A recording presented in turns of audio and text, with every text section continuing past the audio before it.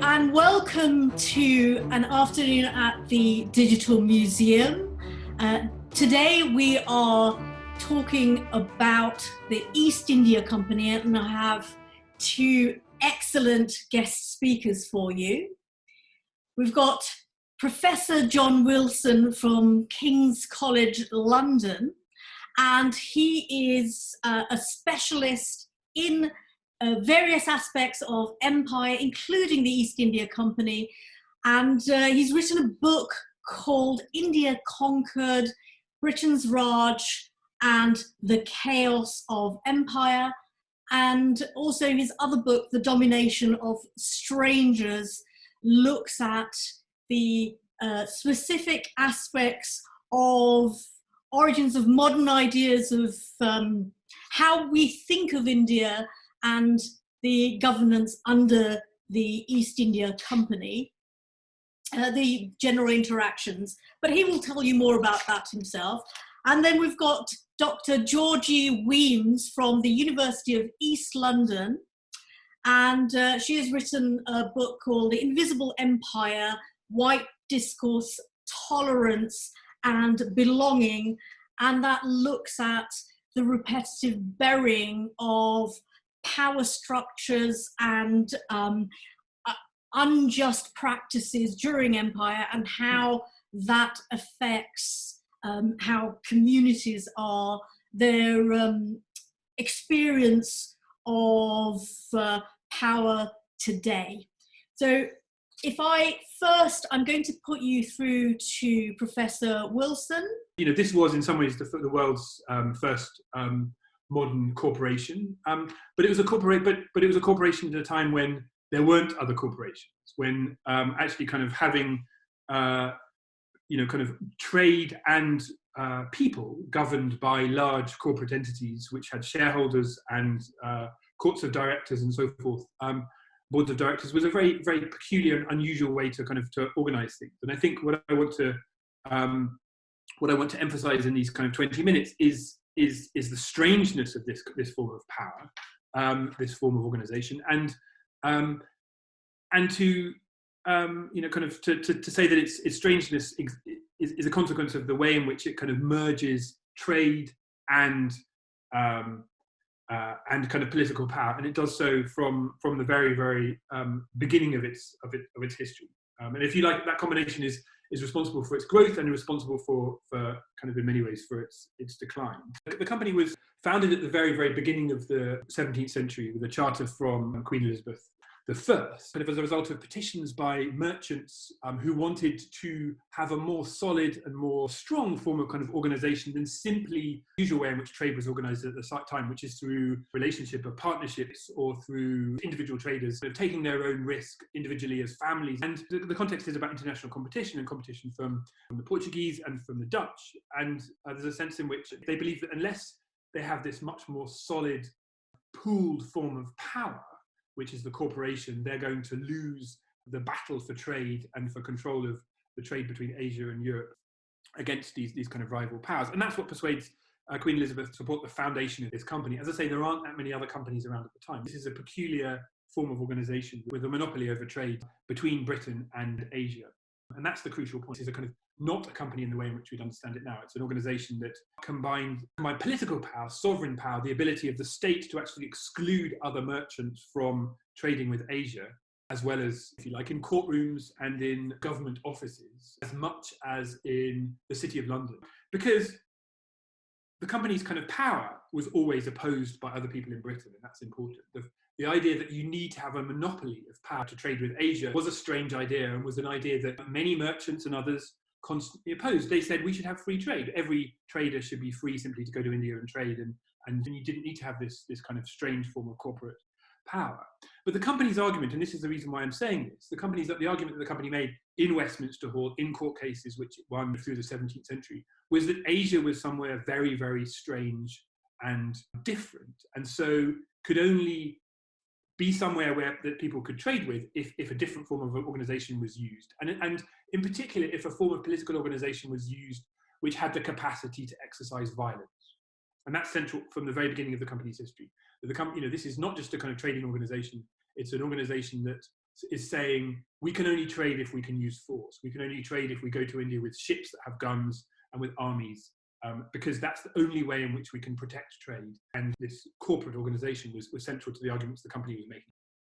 Infrastructure in London, such as Deptford, just down the road from where I live, which was where company ships were made and so forth. But at the same time, the way in which the company asserted its power in South Asia was through kind of trading factories and through setting up offices in cities, but most importantly in forts. And this is Anjengo Fort in Kerala, in southern India, on the beach, built in the 1680s to kind of protect the East India Company's trade in pepper against the Dutch in particular, but also against Indian merchants and states that had the potential to threaten British power. And there's a very famous moment in the 1720s when a group of Indian merchants and the local state, etc., kind of sort of come into conflict with the company, and the company kind of driven out of their fort at this very location. Its expansion occurs as a result of, in particular, kind of the growth of the demand for luxury goods in Britain. From the very beginning, the company was interested in selling wool to people in Asia and importing spices in return. The wool trade didn't work out too well because people in Asia, wool isn't particularly convenient fabric. But soon, within the 18th century, the company grew particularly by importing and selling luxury goods, but also kind of offering luxuries to a mass market, so kind of to middle-class consumers, chintzes, printed fabrics of various kinds. The British Gallery in the Victoria and Albert Museum has a whole series of displays about the kind of relationship between fabric manufacturing in Britain and in Asia, and that's what's driving this kind of process of growth. So the company grows and it spreads commercially, it builds its forts throughout India through the 18th century, expands into Indian markets, it's plugging into existing trading connections and trading networks throughout the 17th and 18th century. And often it has productive relationship or partnerships with Indian rulers and others, and has a complicated relationship with the Mughal Empire, the largest political entity in India before the British. Often there are points of connection there. This is Shaista Khan, who was ruler of Bengal in the 1680s, and somebody who was very positive about the East India Company. He traded through the East India Company. He had his own business interests in horses and in textiles and so forth, and often used English vessels and so forth to ship them to enter the Middle East also, in terms of the horse trade. But okay, the question that sort of Shaista Khan was asking when he was dealing with the British was, why this company? The East India Company was constantly trying to say, you should only trade with us. You shouldn't be trading with any other European organisations or with any other British traders. You should only trade with us. And Shaista Khan is a prince and a business person in South Asia. He's saying, well, I should be trading with whoever I can make the most money with. And there are other British traders who are trying to, if you like, flout the company's monopoly, who Shaista Khan is trying to do deals with in the 1680s. And for him, as for the Mughal Empire in general, this corporate form, which involves violence as well as trade, was very strange and very peculiar, and contrasted with the norms of Mughal trading life. So by the late 17th century, you have this trading organization which believes that it can only trade if it has forts, if it kind of defends itself heavily. It was very kind of anxious about its relationship with Indian society if it didn't have this capacity to exercise violence. And that sort of anxiety, and this is, I guess, the major argument of the first half of India Conquered, that anxiety is what propels the British and the East India Company to conquer and to be more assertive in India. It actually kind of, the company was able to trade fairly successfully without exercising violence. The violence the company used was not really about capturing markets. What it was about doing was protecting itself against other rulers and political forces that paranoid, often British people thought would challenge its position in the subcontinent. So there's this constant sort of dynamic that emerges where, in order to protect its trade, the company builds forts, it pushes outwards, defending against potentially challenging neighbours and states nearby, and tries to kind of build alliances with local Indian rulers and so forth.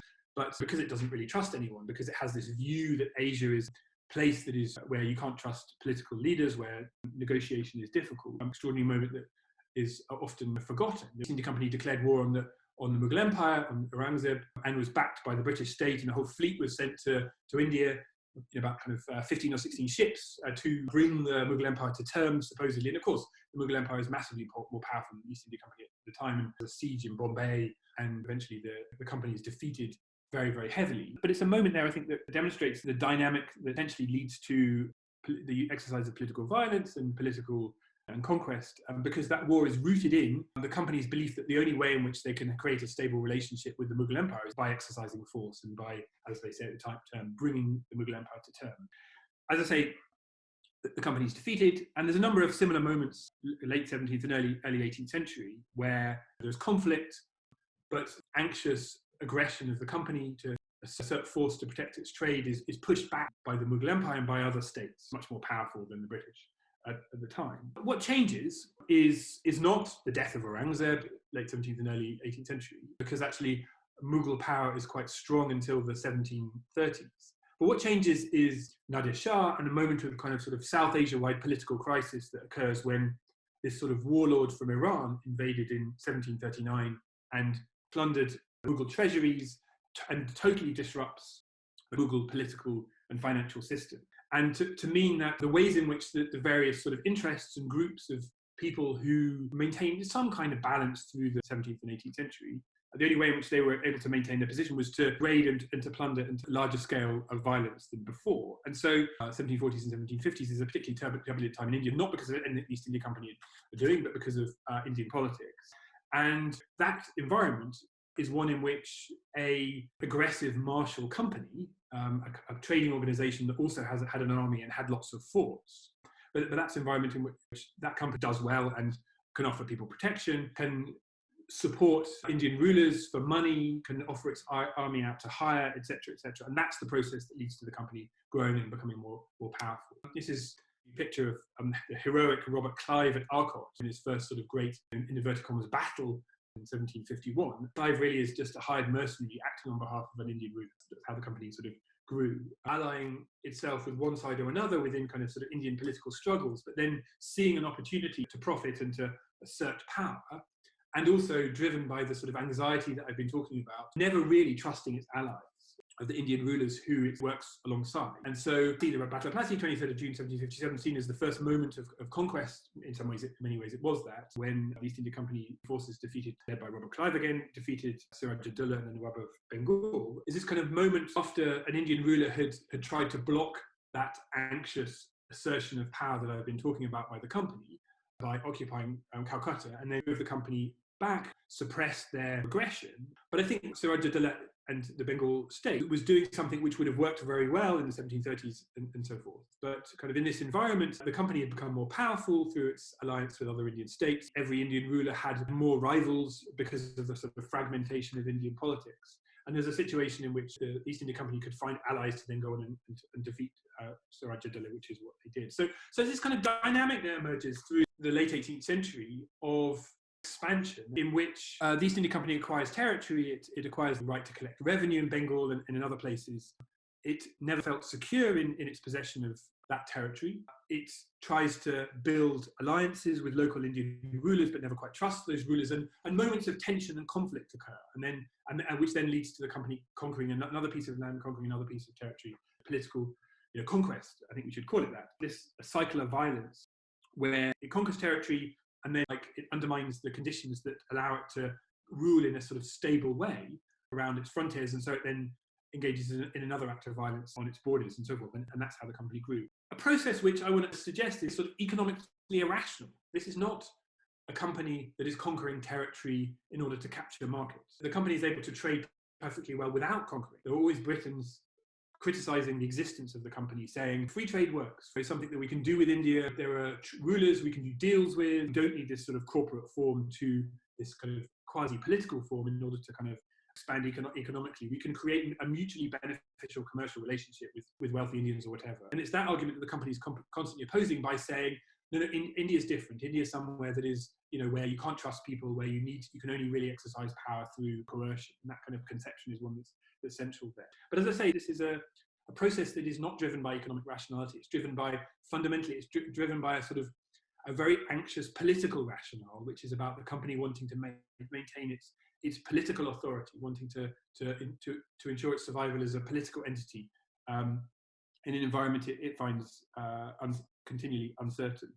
And the process of conquest occurs not through any kind of great martial superiority on the part of company officers. This is the defeat of Tipu Sultan in Seringapatam. There's also some glowing descriptions of company military prowess, of greater technological capacity, greater military technology. None of those really make much sense. Most historians would disagree with them. What it is, though, that underpins the company's expansion militarily is credit, is the fact that, unlike Indian states, the East India Company has access to global financial markets, the City of London and other places where it can borrow money, and that money can then come to, be used in India to finance this process of growth. And I think that's the kind of disparity between India and Britain, is that 18th and early 19th century, India has these kind of highly sophisticated forms of credit and commercial transactions, but they don't connect outside of India in a way that Britain did have, commercial instruments, forms of credit that span the world. And so you have Arthur Wellesley becomes the Duke of Wellington,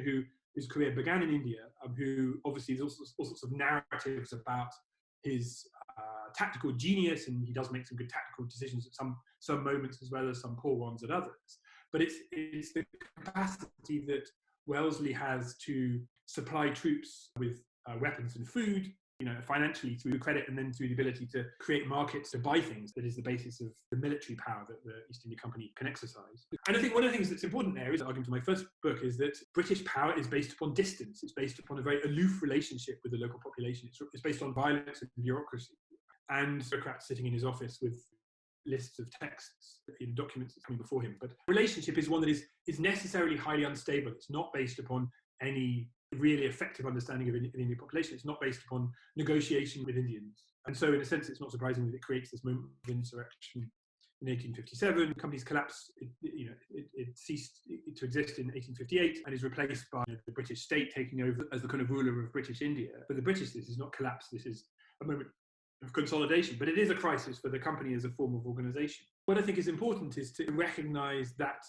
the sort of cycle of violence that I've been talking about, this process whereby the East India Company deploys troops in order to protect the territory it already has because it doesn't trust rulers, something that I think is implicit from the very initial ways in which the company exercises power in the early 17th century.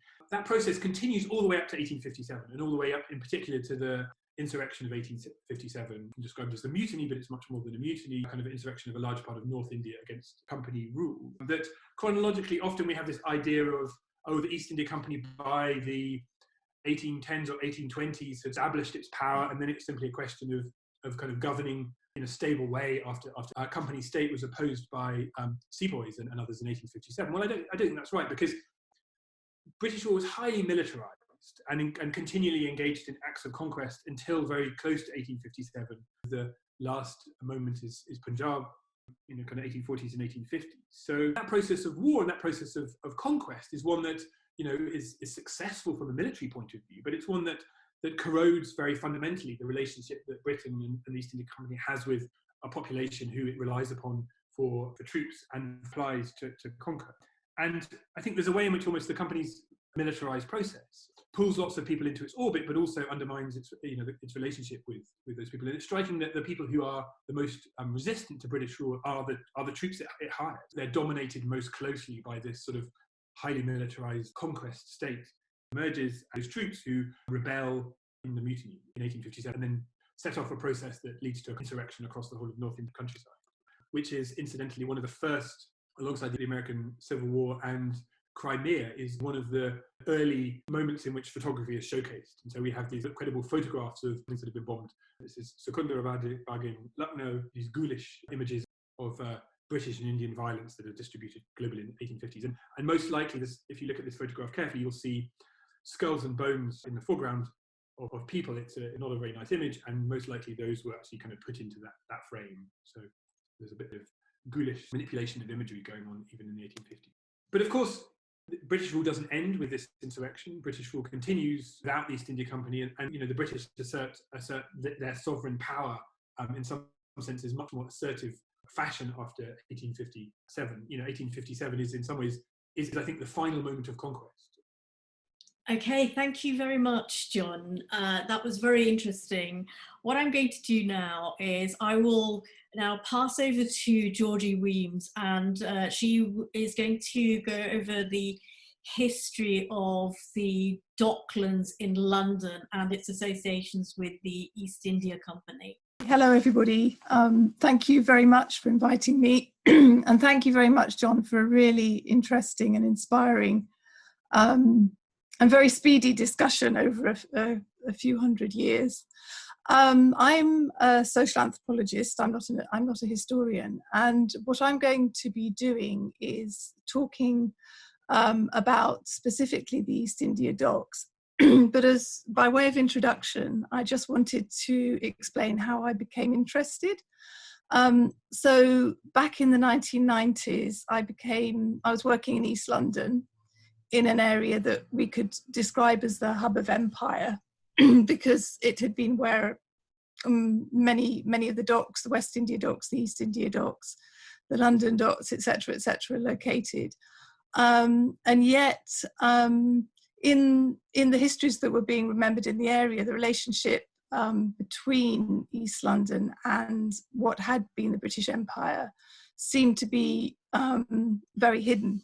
So at that point, I became interested in investigating why these incredibly important histories, which had created the Britain that we know now, were really quite invisible in many ways. And I'm looking at the bits that are indelible at the same time as trying to remember all the things about the East India Docks, which have become invisible and which I really hope that we're all going to be noticing a lot more throughout the rest of this afternoon. So to really pick up from where Jon just left off, quoting another historian here, Hugh Bowen, who wrote about the purpose of the East India Company being a means of transferring the wealth as an indication of the kind of wealth that we're talking about, the goods that had been manufactured in the subcontinent, but also tea, for example, from China, that were being imported to the ports of London. So in 1797, which was several years before the docks were built, it was when they were beginning to be planned, goods from the East Indies were £6.5 million coming in very few ships, and that from the West Indies, £7 million coming in many more ships, which gives the reason for me just giving you these figures is so that you get an idea of the value being carried on each of these ships, which was coming into the port of London from the East Indies. So there was a lot of value on each of those ships. Normally I take people for a walk around docks in East London, so we're very much in that space. But you might at least have seen EastEnders, and you might recognise the river here. So the area that I'm talking about is, if you can see the arrow, is this area just here. This is the City of London to the west. The West India Docks are here on what is now the Isle of Dogs, and the East India Docks were just here. So this is a painting of an idealized East India Docks from 1806 when they were just opened. Again, just to allow you to locate yourselves, this area here is the Greenwich Peninsula, where if you can imagine the O2, what was the Millennium Dome, built to celebrate the year 2000. And then here on the Isle of Dogs Peninsula, if you can imagine all of the towers of Canary Wharf coming up here. When we talk about the East India Docks, this is what we talk about. And when I take people for walks around the area, what we're doing is just trying to identify the existing segments, which are really quite hard to find if you know nothing about the history and you really don't know what you're looking for. Just to have a look at the picture and to think about the size and the investments that must have gone into building these docks. So if you see the River Thames, it wasn't unrealistic to see it absolutely crowded with ships that were coming in all at the same time because of the particular winds that brought them in from the east and from the west. Until the enclosed docks were built, they'd sail all the way around to Port of London, which is where the Tower of London is. They'd mainly be unloading there. But this was leading to ships having to wait for months sometimes to unload. There was piracy, there was pilfering, and many directors of the East India Company and others were concerned about the loss of profits, the loss of revenues for the government. And so they invested in building these enclosed docks. So first of all, the West India docks were built, and then these ones were opened in 1806. Here you can see the layout, which again gives you a good idea of the relative importance. So up here at the top is the import dock. There really wasn't very much in that area before the docks were built. The East India Company actually had some dockyards in the area, as they had in Deptford, but there was nothing of this kind of extent. But if you go there now, this is what you see. This is export dock as it is today. It has been developed by back in the 1990s as in a housing development, and just behind it, you can't see it in this picture, the import dock contain the town hall of Tower Hamlets Council. And just talking about the invisibility of the histories that Jon has just been talking about, not really being recognized at all in what were, if you've seen from the previous pictures, very, very significant structures and indeed fortifications. So this estate is called Virginia Quay, although it is built within the East India Docks. And the reason that it's called Virginia Quay is because it is memorializing the first English settlers or colonists who sailed to Jamestown in 1606, arriving in 1607. The reason that I'm talking about it is just to think about the decisions that were made back in the 1990s about naming this housing estate and building a very significant monument, which was remembering those links with North America in a space which had equally strong links with the East.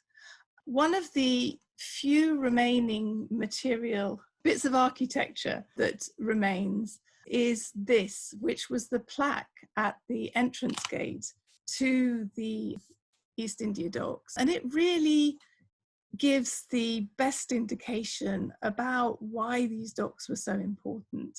Going back to what Jon was talking about, the sort of public-private partnership between the British government and the East India Company directors and the East India Dock Company directors.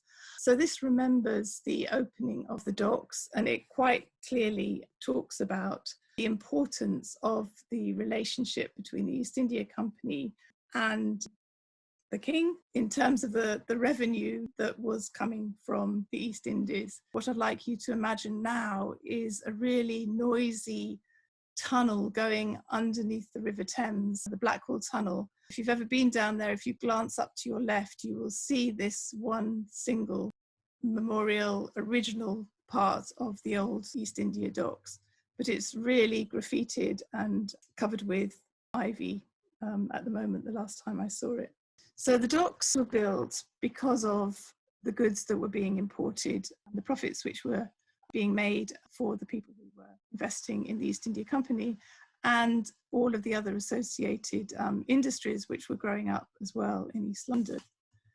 Cotton cloth woven significantly in Bengal, but also in other parts of the subcontinent, a dress made of chintz, and then some of the much more finely woven muslin pieces that would be imported as well. And this quote that I've put up here, I've included because I think it's very difficult to imagine the expert quality and the skill of the weaving of the goods that were being imported when we're so used to machine-produced goods. In 1840, as Dr. Taylor had written, that even at that time, the Dhaka fabrics, so Dhaka, the capital of present-day Bangladesh, unrivaled in transparency, beauty and delicacy of texture. And the count for the best variety of Dhaka muslin was 1,800 threads per inch, while the lesser varieties had about 1,400 threads per inch. And I think it's just really worth dwelling on what that actually means in terms of the material that would be arriving. What happened to these goods when they arrived in the docks? Unlike the West India docks, which had been opened in 1802, the East India docks did not initially have any warehouses built around them to unload everything into. Instead, the goods were transported into the City of London, where the East India Company had already existing warehouses, therefore built a road called the East India Dock Road from here. It joined up with the West India Dock Company. They joined together on the famous commercial road, which took goods from both sets of docks through to the City of London. This is what the East India Dock Road was looking like at the end of the 19th century. You can see in the background the entrance to the East India Docks, and that square that you can see in the middle is that original plaque that was there to commemorate. So this road has been written about as being very wide and broad in order to protect it from it being attacked on all sides by people who wanted to steal the goods. And you have to imagine these wagons carrying the goods into the City of London. The East India Dock Company had its own militia to accompany those wagons in order to make sure that the profits that were being made were not going to be lost en route. They were taken initially to the warehouses in Cutler Street, which is just near to Aldgate. The picture here is showing the old headquarters of the East India Company, and this is where the goods were auctioned. In fact, it was also where they originally built up some of the original artifacts for what's now the Victoria and Albert Museum. So it's in Leadenhall Street on the site, which is currently occupied by the Lloyd's building, which is the other more modern building that I'm showing here. So this was really the grand representation of the East India Company in London. Its official title is The East Offering its Riches to Britannia. And it was a ceiling piece in the Revenue Committee room, and you can see quite clearly the image of Britannia, the East India Company ship in the background, and these idealized images of this East. Of course, none of the violence evidenced amongst the floating tea crates and pearls and gold which are being offered. This painting is now, or last time I went there, it was on the wall of the British Foreign Office. I want to finish off talking about the people who came on the ships, who worked the ships, who provide the link between the early East India Company trade and current day populations in the UK. These photographs and images that I'm using are much more recent. They're all from the 20th century. But right from the beginning of the East India Company and their ships were returning to Britain, to London, with crew who had been recruited overseas because there was always a need. Ever since they started being recruited, there have been government exclusions which have prevented those who were being recruited onto East India Company ships from settling in Britain. This was right from the 1660 Navigation Acts, which prohibited that no more than 25% of non-English crews should be on ships sailing into London.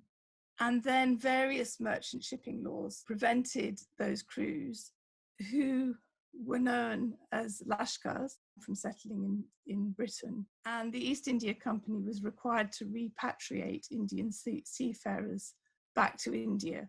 But the interesting thing is that, of course, however much people were being forced to go back to the subcontinent, throughout this period, communities of South Asian seafarers and others grew up in the areas around the docks.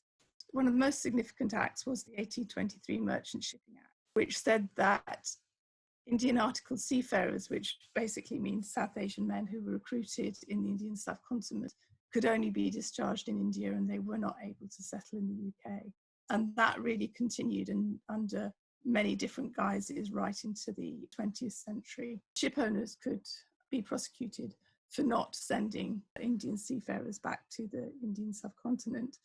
But despite all of that happening, Rosina Visram and others have quoted an Indian visitor to Britain who right back in 1765, who noted that in London, the English were not unacquainted with Chatgaon and Jahangir Lashkars. So this is Indian seafarers who had come from the areas of present-day Chittagong and Dhaka in Bangladesh. In 1679, Michael Fisher has written about an armed Lashkar entering St. Paul's Cathedral and having to be subdued after defacing some symbols. After the opening of the docks, there was around 1,000 Indian seafarers who were arriving annually in Britain. Whether or not they were able to settle for a longer time, they had to stay in order to wait for the ships to return. So there was always a community. There were very mixed communities of sailors from South Asia and wherever the ships were going from London. By 1855, that number had grown to about 4,000 seafarers with the introduction of steamships arriving in Britain. So I'm not just speaking about London here. The largest Indian community was around the sort of Limehouse Poplar area. Many Indians who had been seafarers were running boarding houses, often in partnership with local women. And again, Rosina Visram has found references to women referred to as, for example, Mrs. Muhammad, Mrs. Janu, Calcutta Louise, Lashkar Sally, who were in partnership running those boarding houses for seafarers. And a quote, I can't quite remember who that was from, of men of all colours being accompanied by a host of women, many are drunk and all are riotous. I'm just going to fast forward to the 20th century because I do want to make the link between those early seafarers who were coming from many different ports in the Indian subcontinent, but over time they got more concentrated as coming specifically from Bombay and from Kolkata. They were not allowed to settle in the UK, but many did, particularly First World War after the First World War, and began settling in Britain. By the Second World War, Indian seafarers made up 25% of the merchant navy workforce. So these people were able, in many cases, to avoid the surveillance, the problems that they had in having to escape being captured on suspicion of desertion, and were able to settle in the UK. Jon, you're very interested in the East India Company when they went to India. And but just so that people know context, do you want to just go into a little bit before that, the birth of the East India Company? So, yeah, so the India kind of is a place that the East India Company trades with when everything else fails. It's not the initial place that company was planning on trading with, which was, I guess, the area we now call Indonesia. And so the initial sort of interest that's driving company trade is with spices and looking for kind of markets in Southeast Asia. And the company's sort of interested in, so that's what leads to this kind of moment of foundation, and that's Indonesia was Southeast Asia, I guess archipelagic Southeast Asia, if you want to call it that, was an area that the Portuguese were interested in and the Dutch were interested in, and the British defeated against the Dutch, and the kind of Netherlands was in various kind of moments of conflict undermined the British capacity to act there. Hence the sort of greater interest in India and moving to India.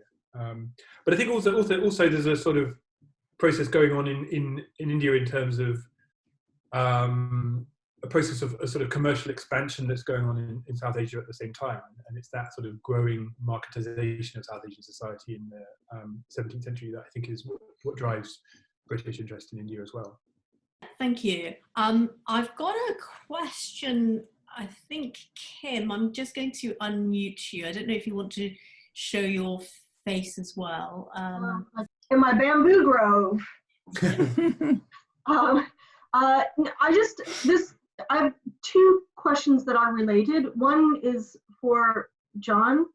I'm interested in how this discussion about the East India Company can be decolonized. to bring in other points of view. For example, what were the local, regional people talking about at the time? And then now there must be current studies in these contemporary nations about their own past and its relationship with the other, which would have been the British. Where can we go for some of that information? And then this is related also, I'll ask and then I'll shut up, to Dr. Wemyss about, you mentioned why some monuments were erected in the 1990s to a particular past and not another past. So I think people have been, kind of people in South Asia and elsewhere have been trying to decolonize the history of South Asia since the beginning of colonialism.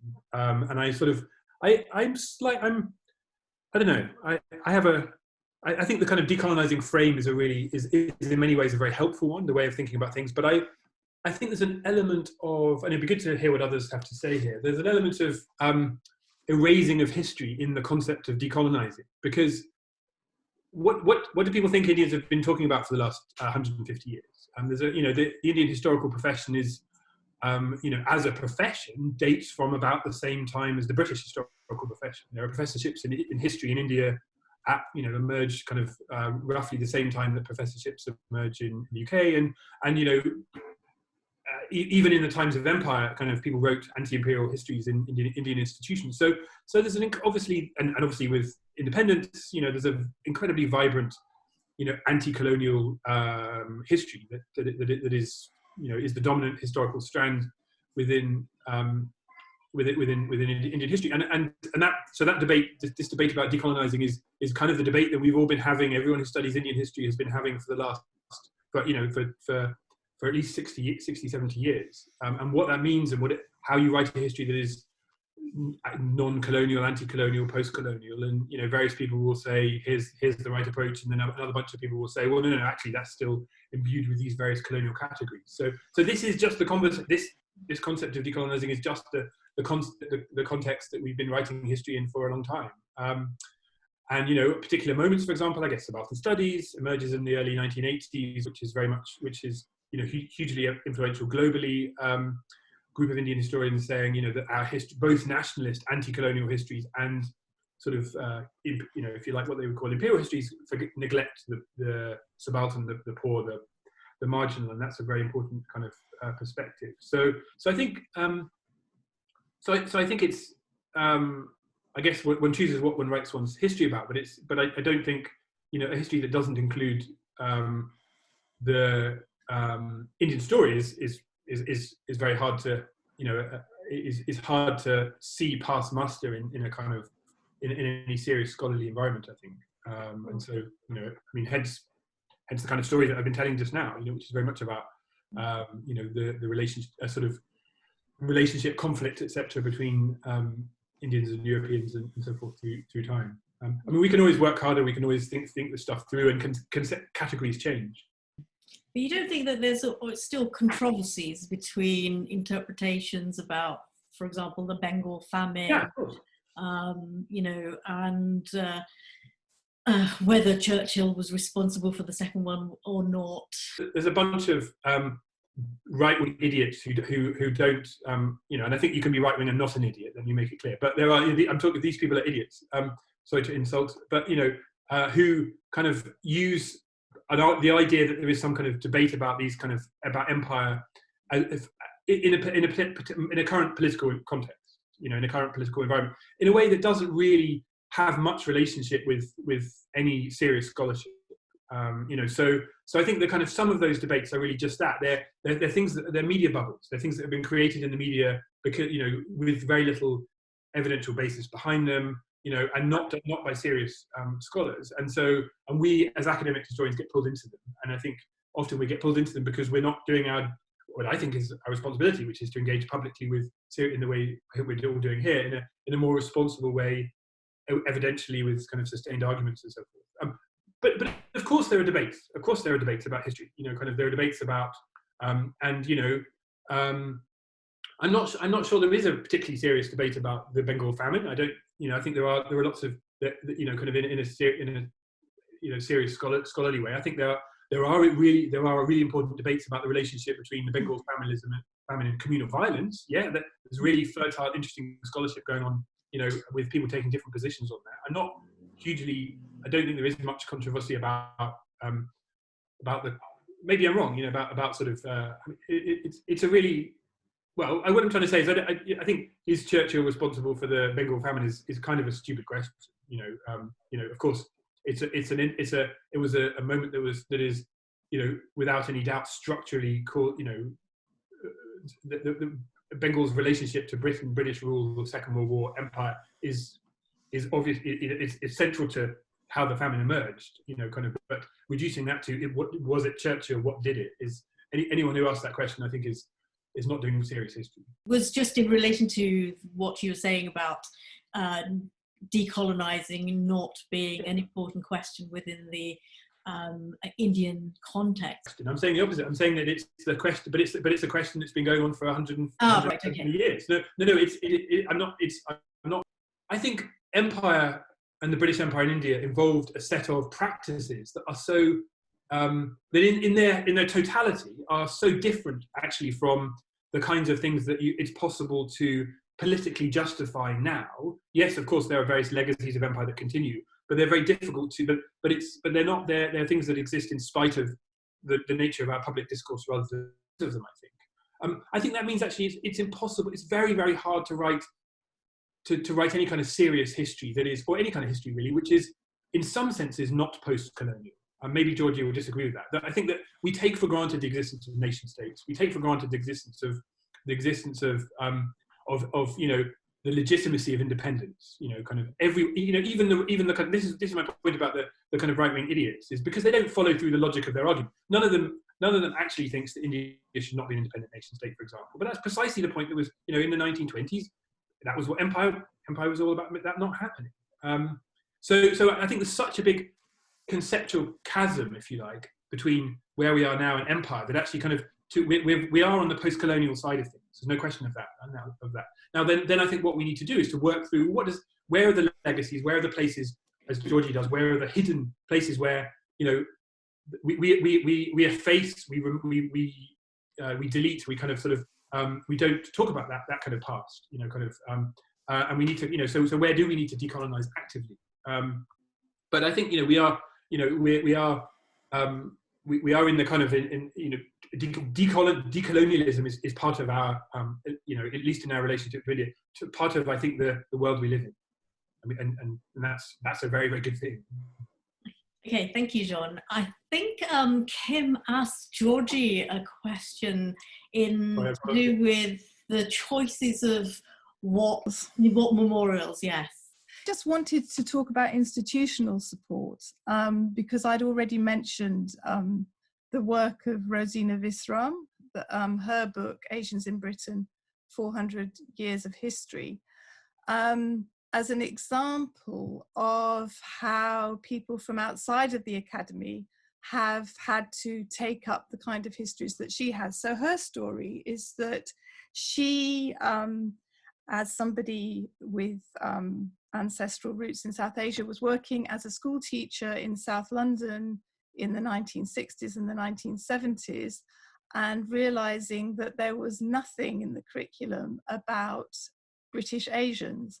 And so as a history teacher, she took it upon herself to start doing the archival research in order to uncover these histories that she knew was there. And that resulted in a book in 1986, I think, called Ayahs, Lashkars and Princes, which was really mind-blowing in what she uncovered at that stage. But in the 1980s, nobody was ready for that book, and it didn't even go into second print. So she kind of went back to the archives and published this other one in 2002, by which time the Academy had caught up with her. I don't know how many PhDs have now come out of those that initial piece of work, going into far greater depth and breadth than anything that she could have possibly imagined. But the point is here was that she didn't get apart from the very small amount from the Institute of Education, she didn't get any institutional support, and it really was not something, I think Jon would agree, that was happening in British history departments at that time. And in parallel, the oral history that I was quoting from, which was collected by Caroline Adams, who was a youth worker, and in parallel in Birmingham by Yusuf Chaudhry, who was himself part of the Bangladeshi Sylheti community in Birmingham, and they just went round and collected oral histories of these people who they realised had arrived in the UK in the 1920s and the 1930s, and by the 1980s they were dying out, and they recorded those histories.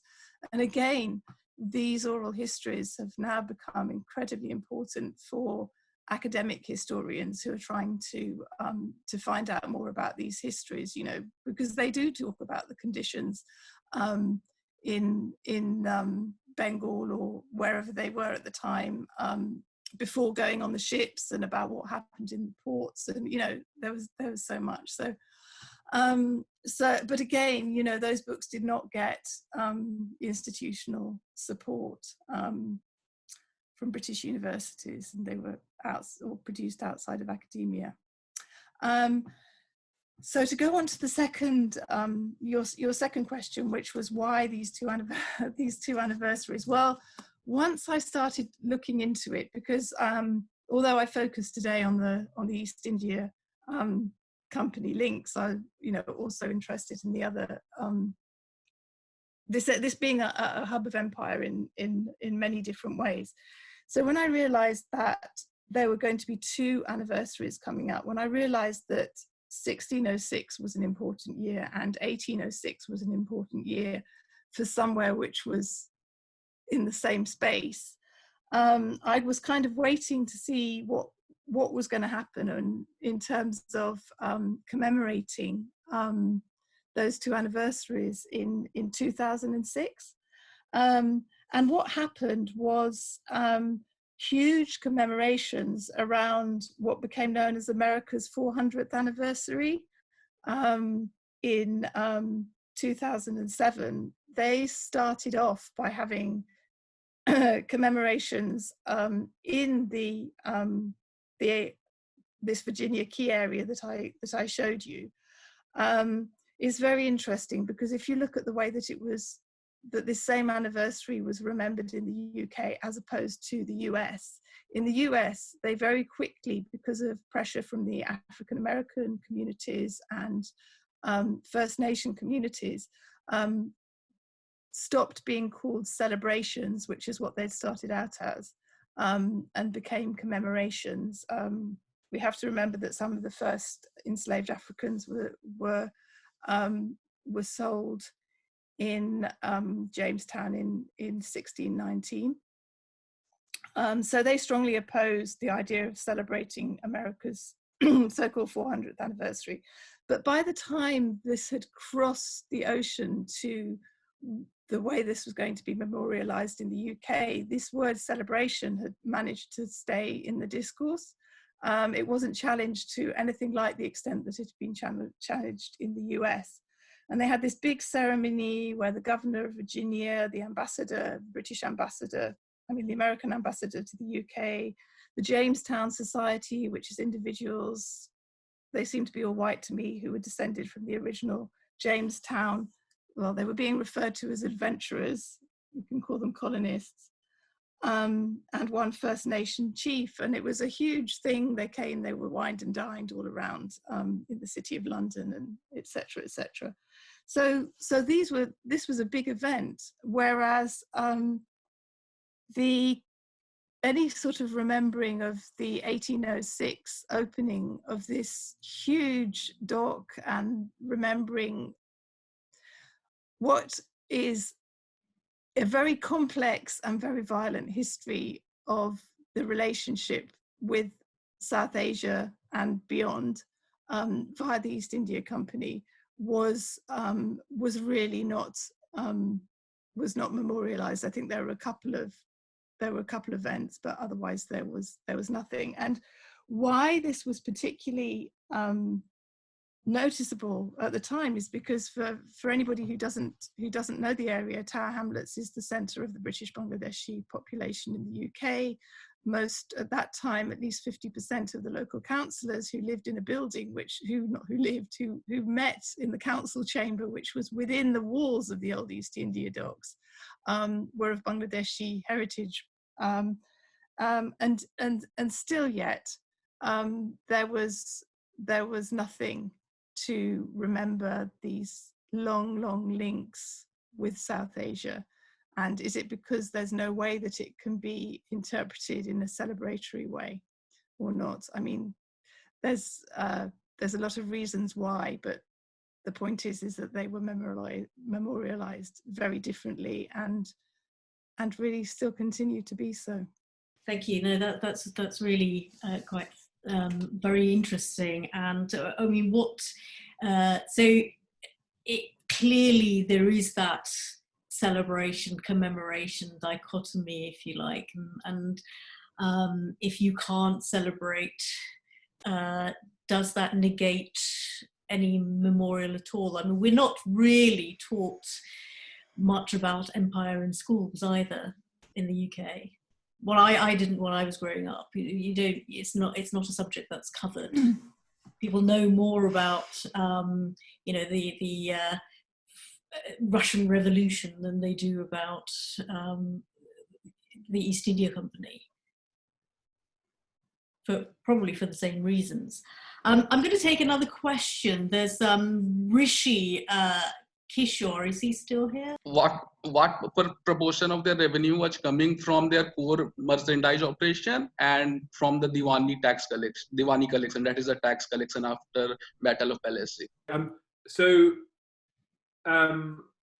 How is the military financed? I mean, it was financed by Indian taxpayers, and it was often not financially viable. And that's, and so you have this dynamic, this argument that some people talk about a kind of military fiscal dynamic in which the company tries to conquer more land in order to raise more revenue, and then that revenue leads to extra costs to protect it, and then kind of etc. So there was a little bit of a flow of money from Britain still after 1765, but not very much. I mean, it's over. The East India Company is financing itself from predominantly from Indian taxpayers. So, is there any record on what proportion was money coming from Diwani collection and what is from the merchandise?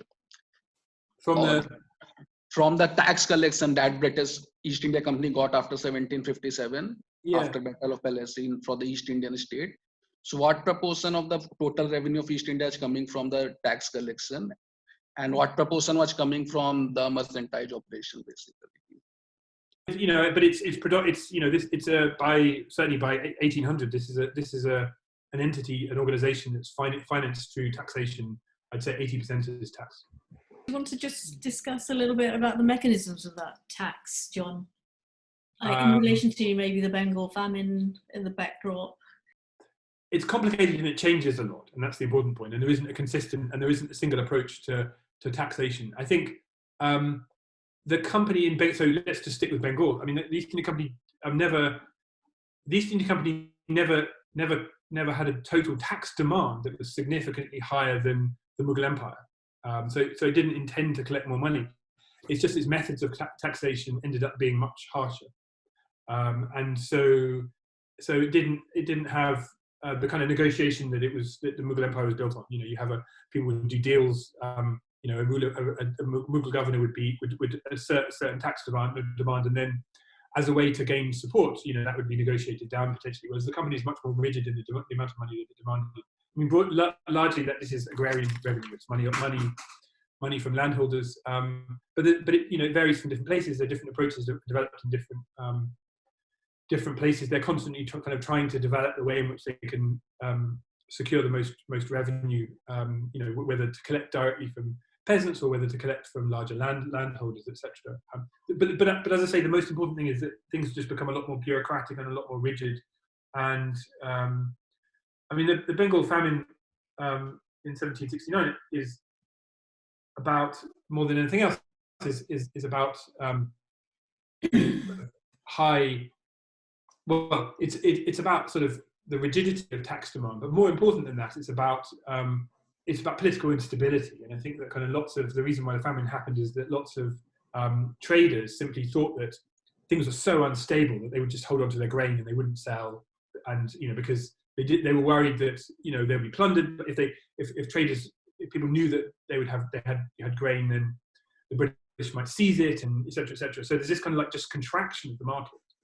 When nobody is bringing grain forward onto the market, and that means that when you then have a relatively minor sort of kind of climactic event, it created kind of famine conditions. So this is all about kind of political turmoil, political shock, uncertainty, and people responding to that by just retreating from the market, and so the sale of grain just completely dried up. So I was wondering if the opium trade was instrument to increase the trade revenue, or this is just a territorial war with the Qing dynasty, or whether it is a pure corporate attempt to increase the revenue from the trade rather than dependent on the taxpayer money. I think the opium, the conflict about opium is partly about Chinese markets. It's partly about wanting to access a larger market, but I think anyway, it is predominantly about wanting to kind of guarantee that form of income, that the company, which financially is, as I say, is not, is constantly in crisis because its revenue, its expenditure increases because it's fighting so many wars. It's looking for ways to increase revenue, and one of those ways is the opium trade. One thing that would be interesting to look at, obviously the East India Company had a very big army. The army was much bigger than the actual British army. Could you tell us a little bit more about that? That's because it's something that a lot of people find extraordinary. So if you could just go over that a little bit. The British regime in India in the late 18th, 19th century, early 19th century is entirely about the army. It's very much a military regime. And there are certainly kind of tensions in the kind of terms and conditions by which people are work as soldiers when the British army comes to India, as well as a kind of a British Indian army, in that even kind of European soldiers have lower kind of living standards and so forth than if they're in the British Indian Army compared to the British Army, and there's all sorts of debates and arguments about promotion and this kind of thing that happen. This is a military that grows, is very large, is obviously predominantly Indian, is about the East India Company just tapping into the Indian military labour market and soaking up kind of a very, and this is why the British end up being dominant, is they have the kind of the financial clout to pay the vast majority of soldiers in India, and I guess the vast majority of kind of mercenaries in India, and to suck them into their army. What's interesting is that it does this, as I kind of was suggesting before, the army continues to be very large all the way up to 1857 and so forth, and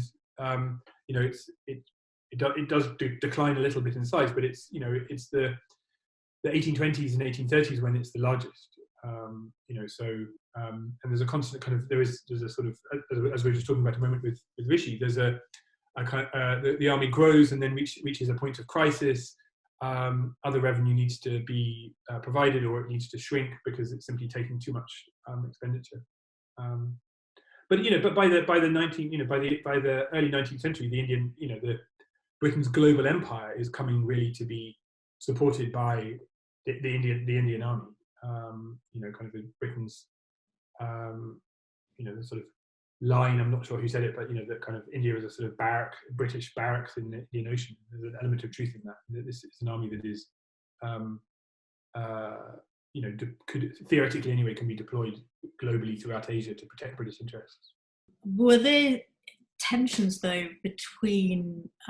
If you've got a trading army in a corporation, if you like, that's so much larger than the British Army itself, what sort of tensions the relationship between the two? But I don't think. But by the time the army has become such an overwhelming side. The company is not really not really a trading organization. It's an organization that's interested in exercising political power rather than economic interests. And as I said, I think there's a kind of economic irrationality that's built into what the company does from the beginning, but it's there certainly by the late 18th and early 19th century. If the East India Company was just in the business of making money, it would have done very different things. It's true that they had different aspirations, but if you've got they were dissolved later by the British state, so there must have been, there are tensions that would have. But that's not about commerce. That's about accountability. I mean, I think the sense is that there's an argument about. But by the time the company disappears, the debate isn't about commerce. It's about what is the best structure of accountability by which Britain should govern India.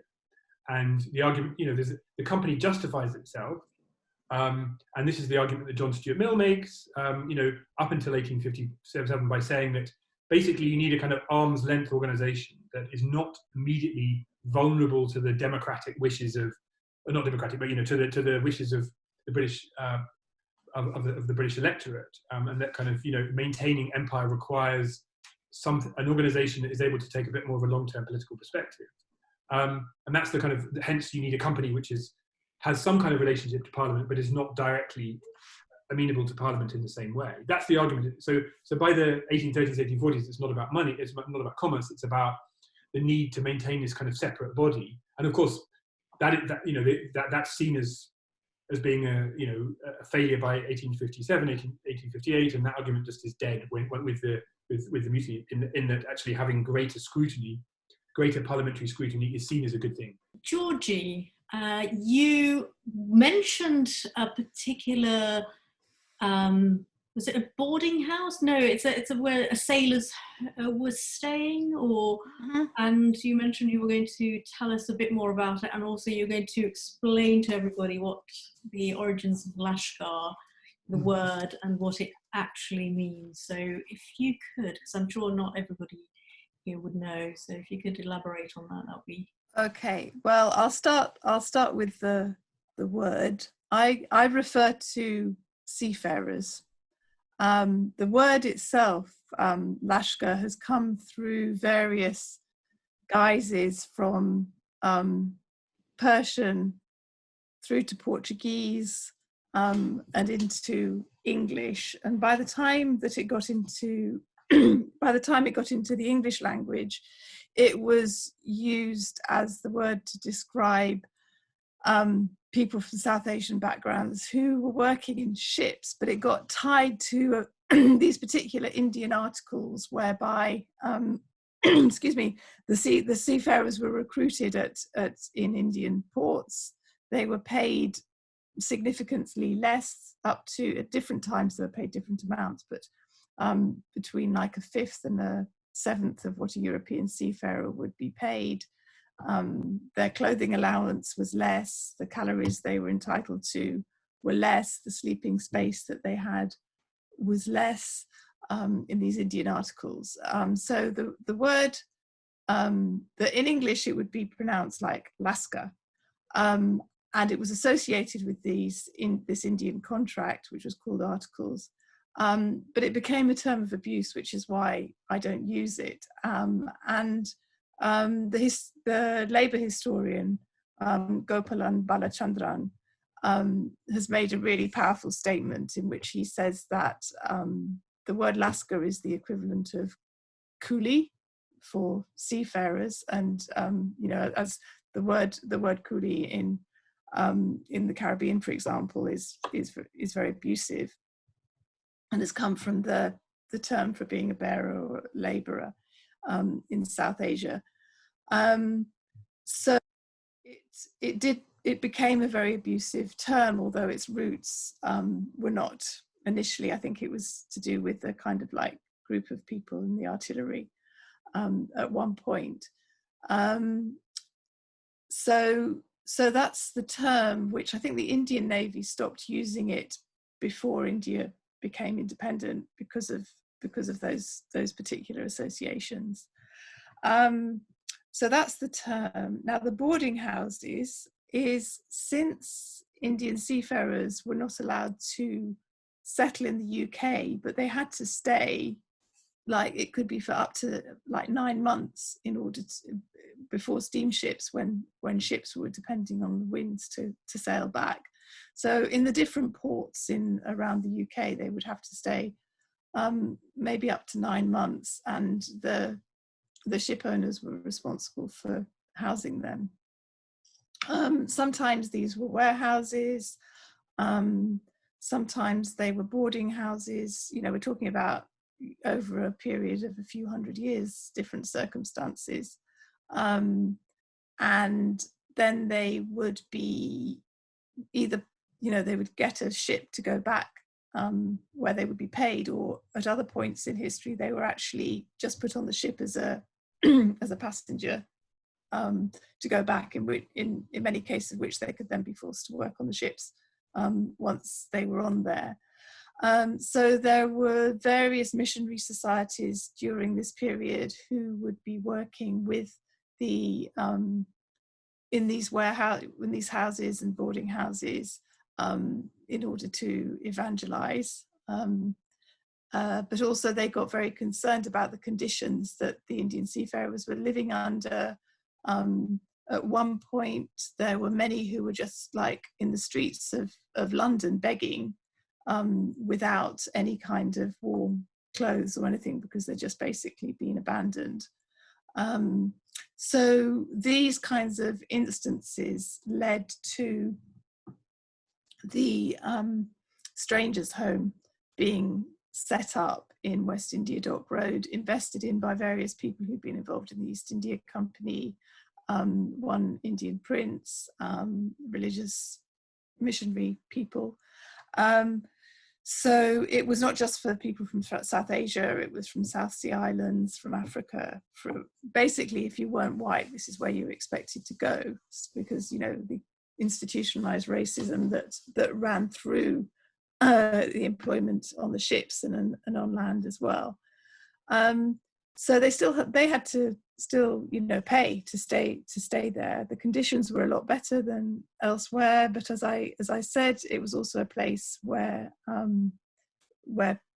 they would, you know, people would want to convert them to Christianity, and also to find out, because we have to remember that during this period there were, you know, independence, liberation movements going on, and they were, you know, people coming off the ships from South Asia could be subjects of suspicion for all sorts of different reasons.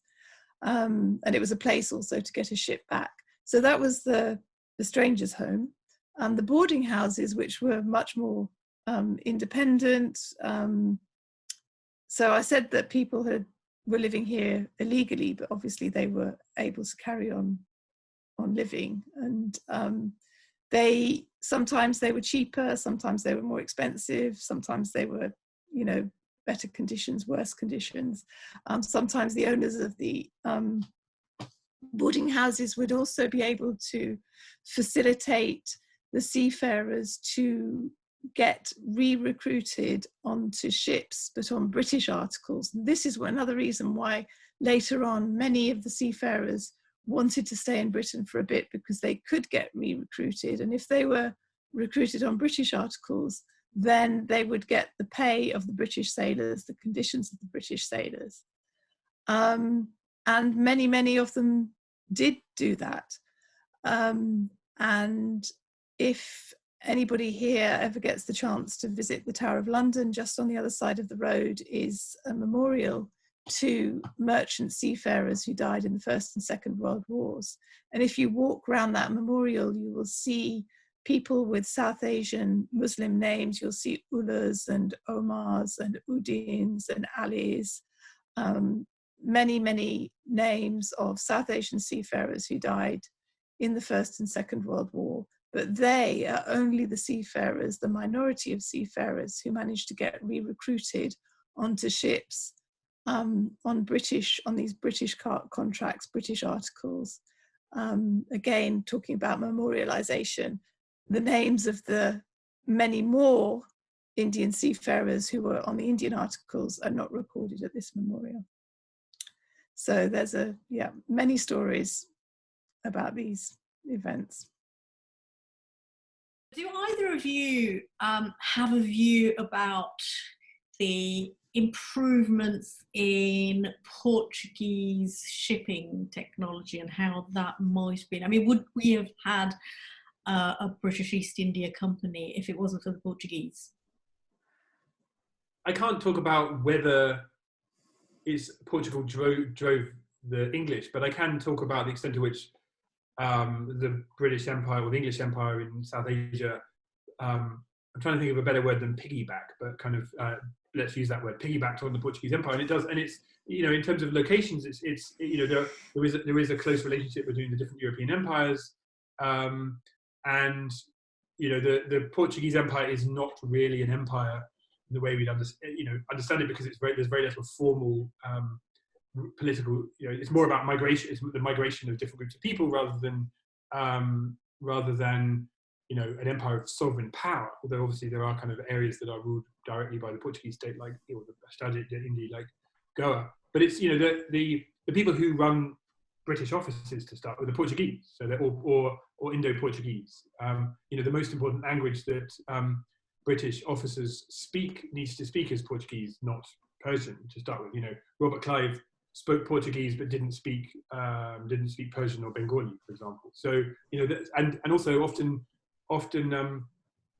British ships went to India via Rio de Janeiro, as obviously you would. Kind of, it doesn't seem very logical, but you know, in terms of the way the winds work, it's, you end up being stuck in Rio for a couple of months, and then that's where you can learn Portuguese before going to India. So there is a sort of real symbiotic relationship between sort of Portuguese ports and forts, and the other thing, of course, is that the models of fortification, which I discussed fortification. Those models often come from, and the techniques for managing trade and for passes and that kind of stuff, that all comes from Portuguese. Lots of very interesting questions to be asked there, and I do want to do a future thing on Portugal in much more detail, because I think there are lots of interesting areas to be explored there. I'm really thinking hard about the questions Georgie has asked about the reasons for the absence of memorialization, the kind of the annihilation of the memory of or the trace of empire. And I think these are really interesting questions. I guess one kind of provocative comment to make is, in a sense, this is because Britain tries to very aggressively decolonize itself. Going back to that question of decolonizing, that, you know, to the extent to which it can't talk about empire. So, you know, there's an earlier and not very positive moment of decolonizing, in which Britain just kind of doesn't, you know, tries to reimagine itself as a non-imperial society, and you know, and so finds it very hard to kind of engage with this past. When we talk about Britain, and what do you mean when you talk about Britain? Because it's is there's this dominant discourse at some sort of level of government? The British state, let's say, you're right. Yeah. The British state. So, Georgie, are you talking about state and people, or are you talking about also the regions, you know? Well, I mean, people have always been talking about empire, but we just haven't been listening. Yeah. Or the people that John's talking about haven't been listening. You know, I think what's really important to me is that we think about, I mean, specifically if we talk about the relationship of the East India Company, that we think of Britain and what was its empire as some sort of analytic whole, that we don't think about the history of or the present of Britain, British Isles, isolated in any way from the histories that John has been talking about, or the myriad other histories in other parts of the world. And that for me, the mission is to just kind of like constantly keep that on the agenda, so that we're always incorporating understandings from other parts of what were British Empire, or the frontiers of that empire, when we're having these discussions, and making sure that all of the different voices are being listened to. That's really important, and also because, I mean, in relation to the East India Company, their adventures, their journeys into the East, the trading, the violence, all of these, but the kind of interactions with the other cultures and the material culture that's been brought back to the British Isles has had a lot of impact on how the UK now sees itself. Just to wrap up, thank you for coming, and see you next week. Thank you very much. Bye.